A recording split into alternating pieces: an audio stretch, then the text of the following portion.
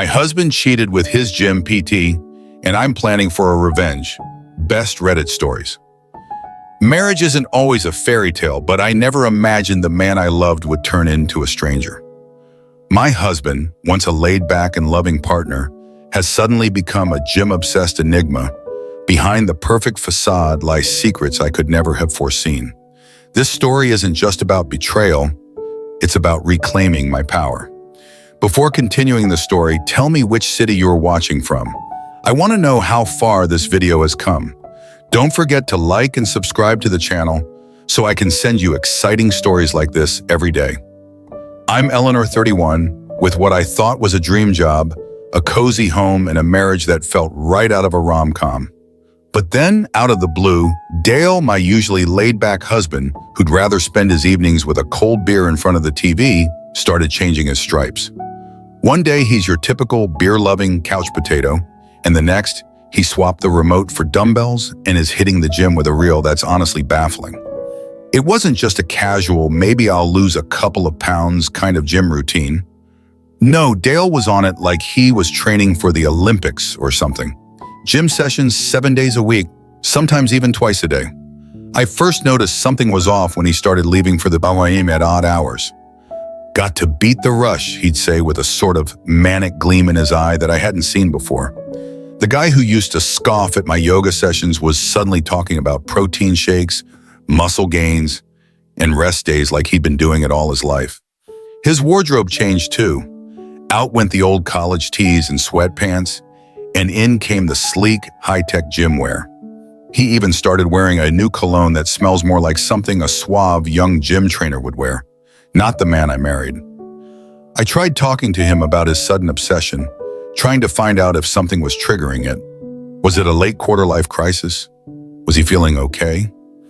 Each time he brushed off my concerns with a quick peck on the cheek in a vague, "Just trying to stay healthy, babe." But his eyes, they darted away too quickly, hiding something I couldn't quite put my finger on. It wasn't just the physical changes, though. He became more secretive. His phone suddenly always face down.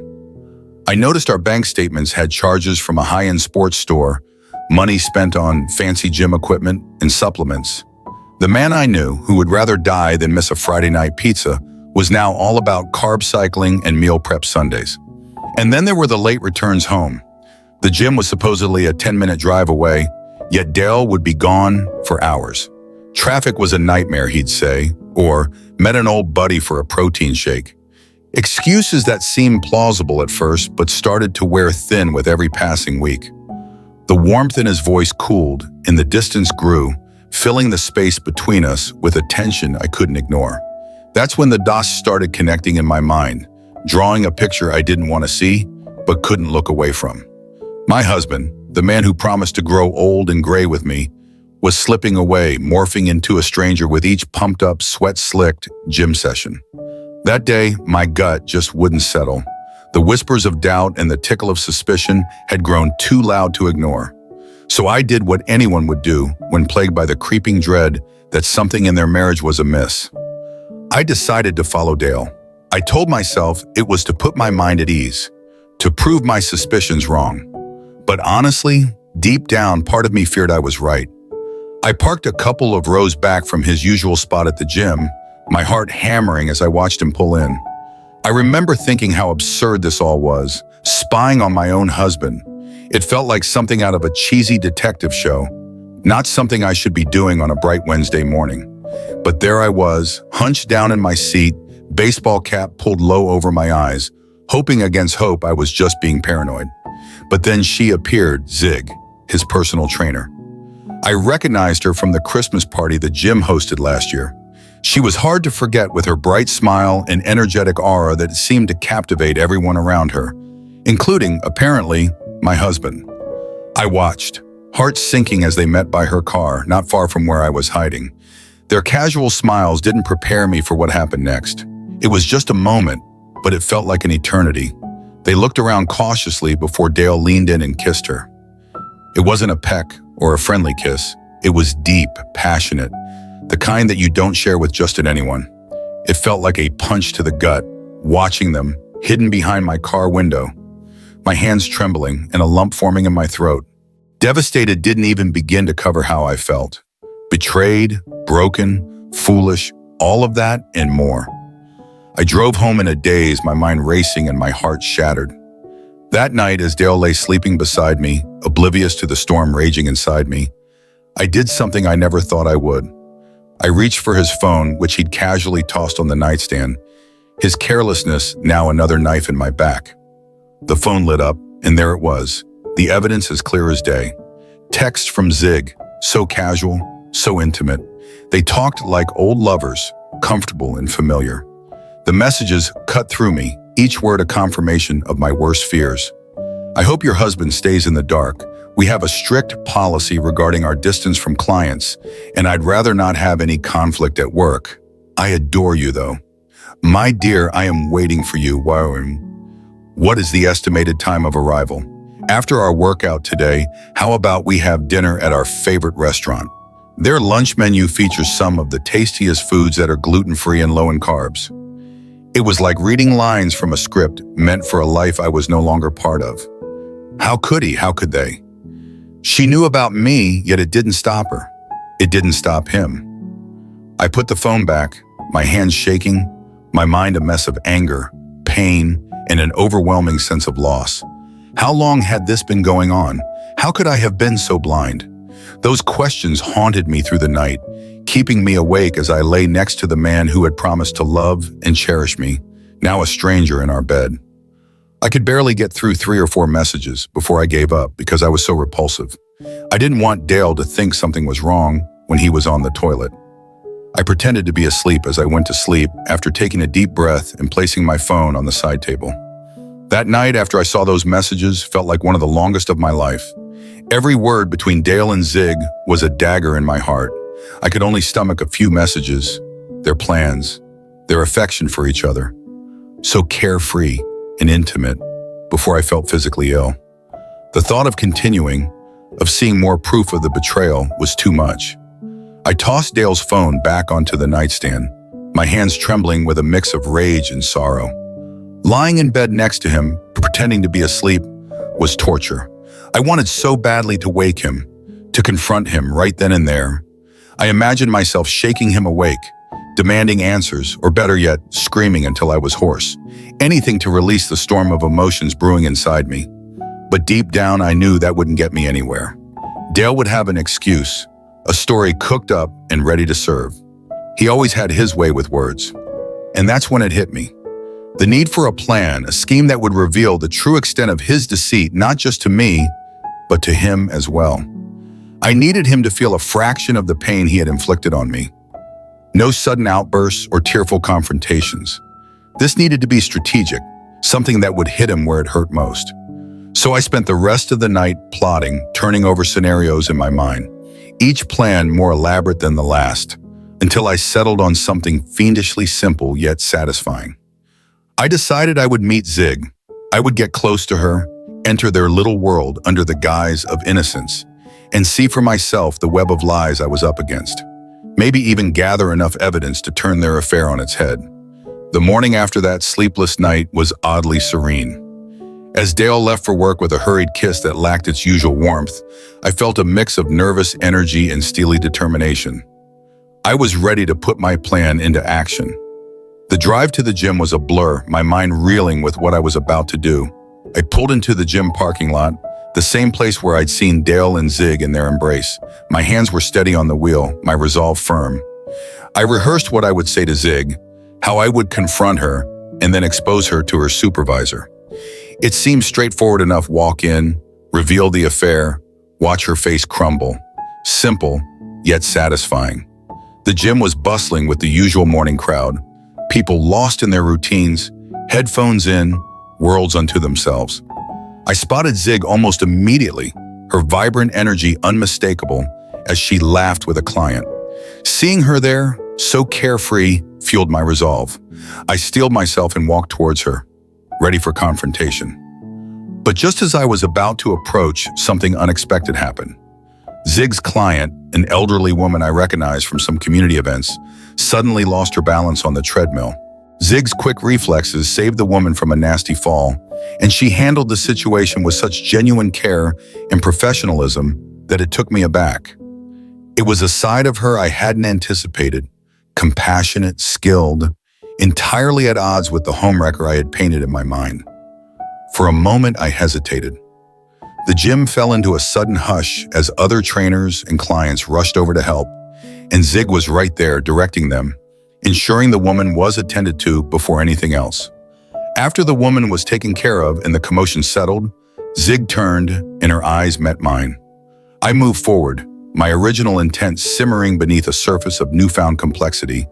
As I approached, she greeted me with a bright, unsuspecting smile, so dazzling it could have blinded me as I entered the gym. "Hello, how are you doing? Can I help you with something?" Her voice was warm, inviting. As it was, she had no idea I even existed.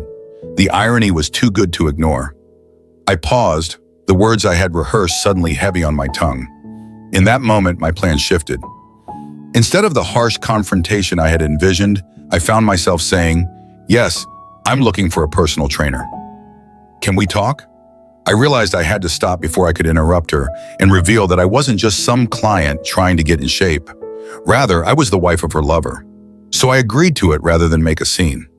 Zig smiled. Her smile widened. "Of course, let's sit down and discuss what you're looking for." Obviously happy to welcome a new customer. After making that fake appointment, I left the gym with a smirk tugging at the corners of my mouth. The irony of the situation was delicious. Zig, the woman who was unknowingly wrecking my marriage, was now scheduled to be my personal trainer. As I drove away, thoughts of the upcoming encounter danced in my head. If only she knew who I really was and the secret agenda hidden behind my friendly facade. Our first training session was a mix of awkwardness for me and professionalism for her.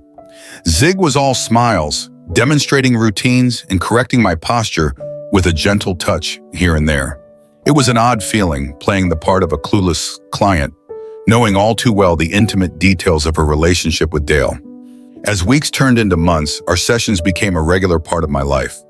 Zig started opening up about her life, her dreams, and ironically, her challenges with past relationships. The more I knew about her, the more complex my feelings became. She wasn't just the other woman in my husband's life. She was a person with her own stories and struggles. Our relationship evolved beyond the gym. Coffee dates after a sweaty session became our thing. We'd laugh over lattes about silly gym mishaps or debate the best protein bars. On weekends, we sometimes went shopping, browsing through racks of clothing, joking and offering fashion advice like old college friends. Throughout this time, I was changing. The physical strength I gained from workouts was just one aspect. Emotionally, I was becoming someone new, more resilient, more composed, and somehow more understanding. Zig was inadvertently sculpting me into a stronger version of myself, not just physically, but in a way that fortified my spirit and resolve. Every coffee sip, every shared smile, I couldn't help but wonder how this would all end. Would revealing my true identity and intentions shatter the bond we had formed? Or would it somehow liberate both of us from the lies that entangled our lives? These thoughts haunted me, but I pushed them aside, focusing on the present, on the strength I was gaining and the intricate dance of friendship and deception that was unfolding. It was a game of emotional chess, and I was making my moves with cautious precision. As the weeks slipped by, Aaron couldn't help but notice the changes in me. It wasn't just the obvious physical transformation, the toned arms, the firmer stance, the way my clothes hung a little looser around a slimming waist. It was more than that. There was a new light in my eyes, a spark of something he hadn't seen in a long time. Something that reminded him of the woman he fell in love with, only stronger, more confident. Each time I spoke of my new friend, the mysterious personal trainer who was helping me find myself again, I could see the curiosity tinged with suspicion in his eyes. He'd never met Zig, of course. I kept her identity and our sessions vague, a deliberate mystique added to keep him on edge. "She's just amazing, so inspiring," I'd say casually over dinner, watching his expression change, a mixture of intrigue and unease playing across his features. This wasn't meant to be a part of my initial plan, but I couldn't deny the satisfaction it brought me. Aaron's growing fascination with my changes had an unexpected, yet welcome side effect. He started pulling away from Zig, perhaps intimidated by my independence, or maybe out of guilt, fearing that his own secrets might unravel as I embraced this new version of myself. His texts become less frequent, his late nights shortened, and his mentions of the gym carried a hint of obligation rather than enthusiasm. Zig, on her part, seemed unaware of the shift in Erin's behavior. With him stepping back, she had more time on her hands, time that she often chose to spend with me. But with every passing day, as our friendship grew, so did my internal conflict.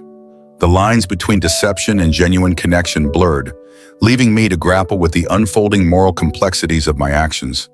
Was the satisfaction of seeing Erin's guilt and confusion worth the potential cost of betraying someone who was, despite everything, becoming a real friend? That evening was tinged with an unusual tension as Erin lingered by the doorway, watching me with a mixture of hope and desperation. The usual hum of our home felt quieter, more charged. Maybe it was the way the sun set through shadows across the living room, or maybe it was the unspoken words hanging between us. But everything felt different. "Hey Vic, how about dinner? At our favorite restaurant, of course. I'll be home at 6 so we can spend some quality time together and eat some delicious food, huh?" His voice had that old familiar warmth, but the edges were frayed with anxiety. As he spoke, he reached out, his fingers gently massaging my hair in a way he knew I once loved. It felt like a plea, a subtle beg for the evening to erase the growing distance he surely felt but couldn't understand. I paused, feeling the weight of his gaze, heavy with unasked questions. My response was ready, a part of the script I had been silently writing in my mind over the past months. "I have to meet my boyfriend, but I would really like to. Since I can't break my word, this is essential." "Maybe another time," I said, the words light and airy, as if I was talking about something as mundane as a coffee date, not dropping the bombshell that I had someone new in my life. The smile I offered was measured, just wide enough to seem genuine, but hiding the turbulence underneath. I picked up my purse, feeling his stare intensify, burning into me with a mix of confusion and the dawning realization of what I had just said. Turning towards the door, I could feel the shift in the air, the slight catch of his breath, the soft shuffle of his feet. A man, unmoored. Dale's confusion was palpable, his voice faltering as he repeated, "Boyfriend?" The word hung awkwardly between us, heavy and out of place.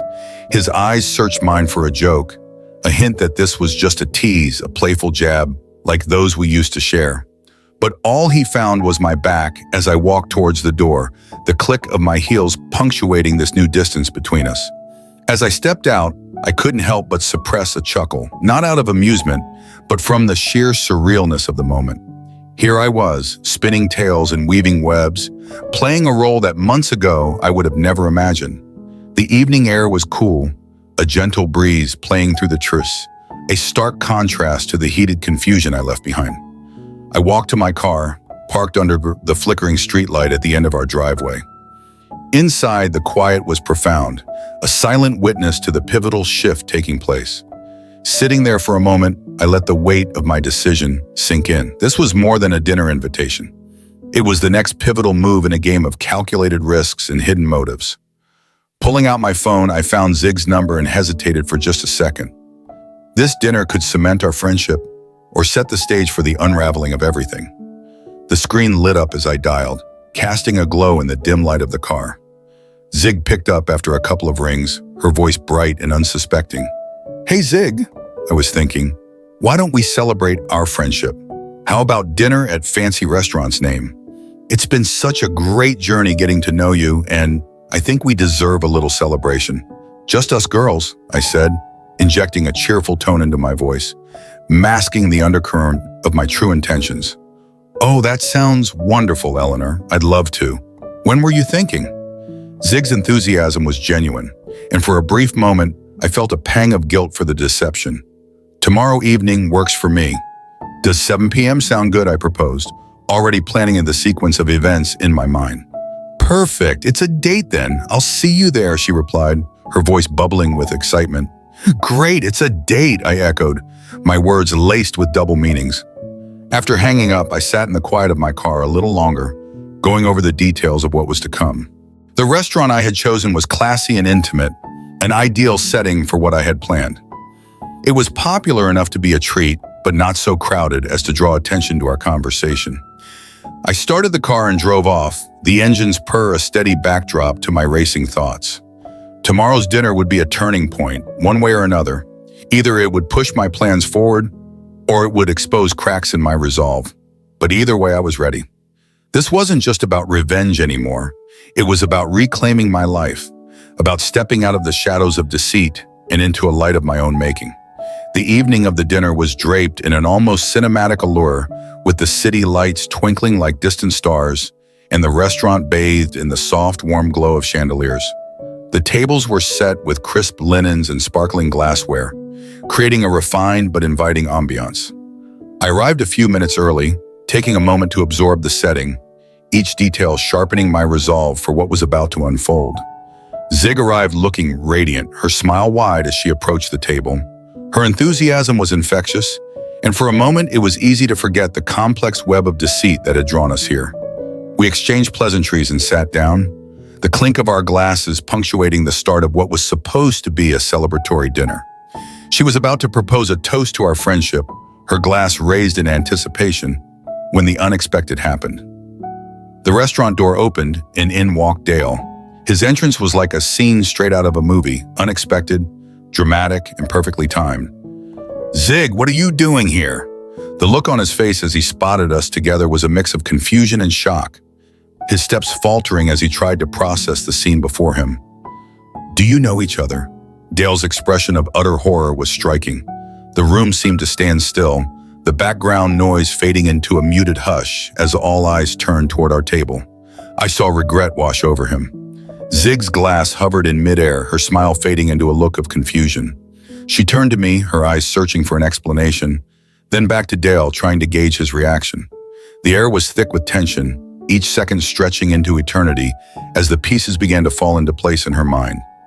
Dressed in a gorgeous red outfit that accentuated my newfound confidence, I maintained my composure, my face a mask of serene confidence. Inside, my heart was racing, but outwardly, I was the picture of calm. "Dale, how unexpected to see you here," I said, my voice steady, betraying none of the turmoil that churned beneath the surface. Dale approached our table, his initial shot giving way to a cautious curiosity.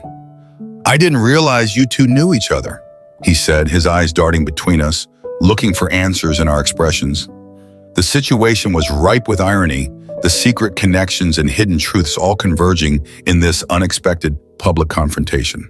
Zig set her glass down, her cheerful demeanor replaced by a growing realization of the situation's gravity. "Yes, we've become good friends," she managed to say, her voice a mix of defiance and uncertainty. The waiter approached, oblivious to the undercurrent swirling around our table, and cheerfully asked if we were ready to order. It was almost comical, this return to mundane matters after such a dramatic revelation. Dale waved him away, his mind clearly elsewhere, focused on the unfolding drama. As Dale stood there, the pieces of the puzzle slowly coming together in his mind, I could see the conflict play out across his face: surprise, betrayal, realization. It was all there, a silent testimony to the complexity of human emotions. As the tension at our table reached a palpable level, I decided it was time to take control of the evening. Standing up, I took a spoon and gently tapped it against my glass, the clear, crisp sound cutting through the murmur of the restaurant. Heads turned toward us, curious eyes and hushed whispers filling the room as I prepared to address the gathered crowd. "Good evening, everyone," I began, my voice steady and projecting a confidence that I felt was crucial to maintain in that moment. "Let me introduce myself as Eleanor and say how much I appreciate these two individuals in my life." I gestured gracefully towards Dale and Zig, giving them each a nod that was both acknowledging and measured. The room fell into a deeper silence, the patrons and staff alike sensing the unfolding drama. "I appreciate you accepting my invitation to dinner tonight, Dale and Zig. I would like to share with you," I continued, pausing momentarily as I noticed Dale's nervous hand movements. He was fidgeting, his fingers twisting a napkin, his discomfort visible to all. This pause was deliberate, a moment to let the weight of my words sink in, not just for Dale and Zig, but for everyone in earshot. The clinking of the glass had not only served to silence the room, but also to fortify my resolve. As I stood there, with all eyes on me, I felt a mix of empowerment and inevitable sadness. This was not just a revelation, it was an acknowledgement of the significant shifts in my life and relationships. I've learned a lot about honesty and integrity these past months, I continued, my gaze sweeping over the audience, then settling on Dale and Zig. Tonight is about truth and revelation. It's about understanding that the choices we make affect not just our lives, but those around us. Dale, Zig, you both have been pivotal in teaching me these lessons. The words hung in the air, heavy with meaning and implication. Dale's eyes widened slightly, a hint of fear or perhaps realization dawning upon him. Zig, ever the composed one, maintained a steady, if somewhat strained smile, but her eyes were cautious, wary of what I might reveal next. This dinner, I said, pausing to gather my thoughts, is my way of saying thank you. Thank you for the lessons, for the pain, and for the strength I've gained. It was necessary, and it has prepared me for a new chapter. My voice was calm, but carried an undercurrent of deep emotion that I could feel bubbling just beneath the surface. As the dinner guests around us resumed their subdued chatter, I leaned forward, my voice dropping to a more intimate timbre, ensuring that Dale and Zig could hear every word distinctly. I have undergone a mental and physical transformation in the last 3 months, I began, my gaze locking onto Dale's, which flickered with a cocktail of emotions, regret, fear, perhaps a touch of admiration. Dale, my love, you saw the change and were scared, right? His eyes darted away, unable to hold my stare, his discomfort visible as he adjusted his collar, a subtle acknowledgement of my accusation. You pushed your lover away because you believed you would lose me. Turning slightly, I addressed Zig, who had maintained a composed facade until now. Furthermore, Zig, my dear friend, you had no idea how important you are to my greater plan. Her expression, which had been one of polite attention, cracked just a bit. The corners of her eyes tightened, her smile faltered, and there was a subtle shift in her posture as she leaned back slightly, as if the weight of my words physically impacted her. Zig's face was a canvas of confusion and dawning realization. The atmosphere at the table thickened, charged with the tension of my revelations. The clatter of cutlery and murmur of voices around us seemed to fade into the background as this private drama unfolded in its own quiet storm. This was the one she didn't expect, I continued, my voice softer now, more reflective. You see, every step of my newfound journey, every session at the gym, every coffee, every shopping trip, it wasn't just about rebuilding myself or forming a friendship. It was about setting the stage, about crafting a scenario where the truth could no longer stay hidden. As I spoke these words, I could see the cogs turning in Zig's mind, the pieces falling into place. Her initial shock was replaced by a deeper, more resigned understanding. She looked from me to Dale and back again, her eyes narrowing, not with anger, but with a sort of pained acceptance. Dale, meanwhile, sat frozen, his earlier nervous energy now stilled by the gravity of my words. He knew in this moment that the dynamics of our relationships, his with Zig, mine with him, and my unlikely friendship with her, had been irrevocably altered. The facade had not only cracked but shattered, revealing the stark and complicated truths beneath.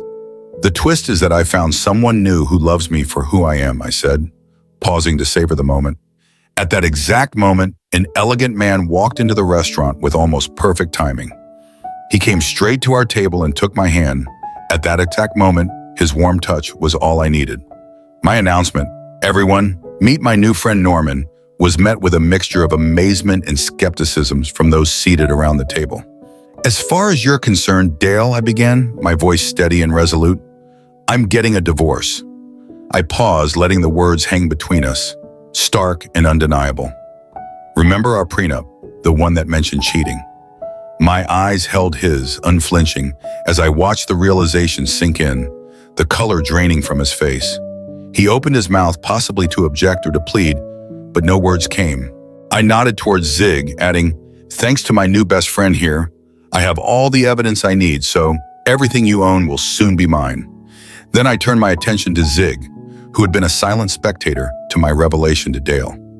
Her face was a mask of controlled emotion, but her eyes betrayed a hint of fear, uncertainty about what my words would mean for her.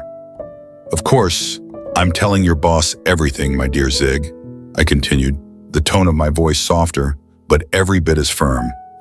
"It's not a good idea to try to rob someone of their husband. I'm sorry, but it looks like you're going to have to find a new gym."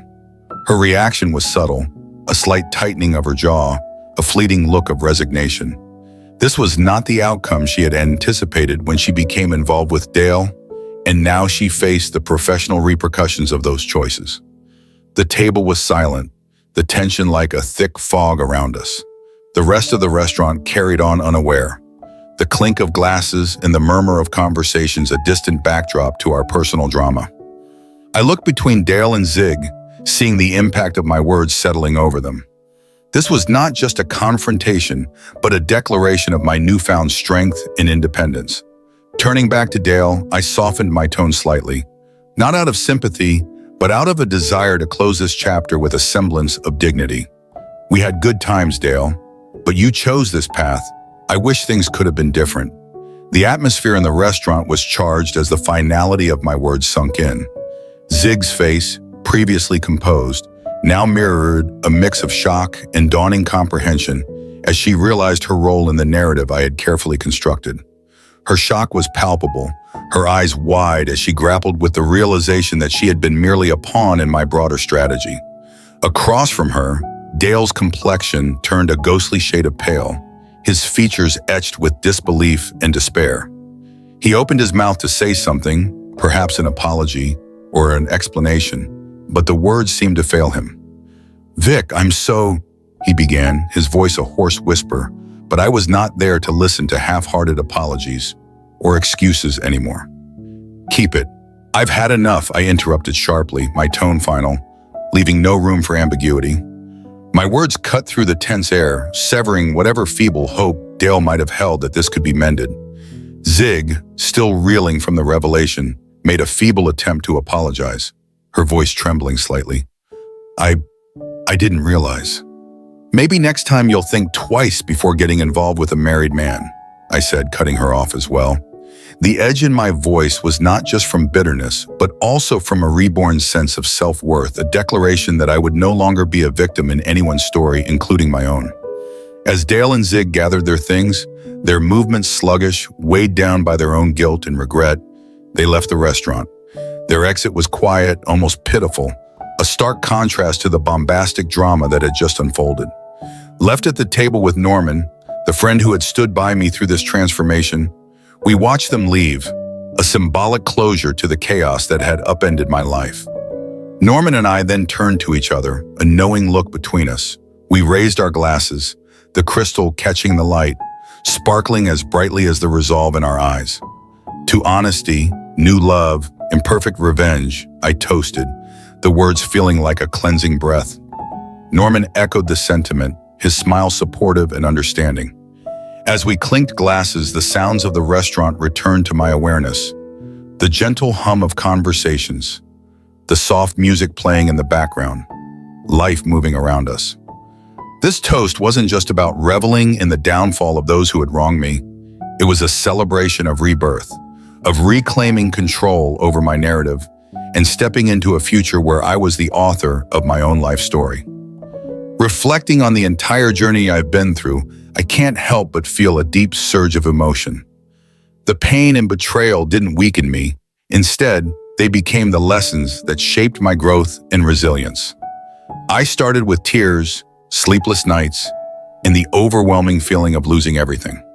But now I understand that these challenges were the turning point that helped me reclaim myself and rebuild my self-worth. Someone once said that life is like a long road, and it's often the painful detours that lead us to places we never expected. That couldn't be more true. Without these trials, I might never have discovered the strength, confidence, and determination to take control of my own life.